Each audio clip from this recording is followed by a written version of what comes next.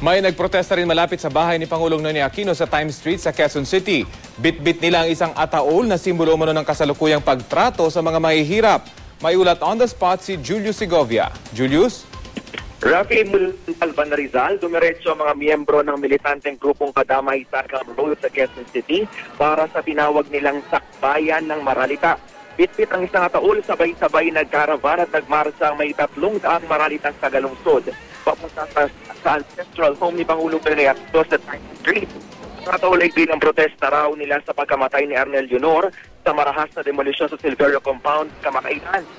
Umano ito ng pambubusabos na nararanasan ng mga mahihirap sa Administrasyong Aquino. Kaya ngayong araw ng paggawa, bukod sa panawagang aumento sa sahod, iginigiit din ng Kadamay na bigyang pansin ng gobyerno ang kaliwat kanang demolisyon sa walang trabaho ng maraming Pilipino, nakakarampot na sahod at kontraktualisasyon. Hindi na nakalusot pa, Rafi, ang maralista sa mismong bahay ni Pinoy. Sa kanto pa nga lang kasi ng Times Street, still barricade na ang bumungad sa kanila. Bukod pa sa may 50 pulis na nakahilera naman sa lugar. Hindi naman na nagpumilit pa mga nagpo-protesta na kontento na lang silang magprograma sa kanto ng Times Street.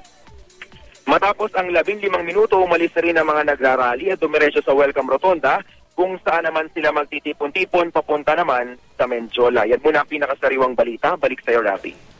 Maraming salamat, Julius Segovia.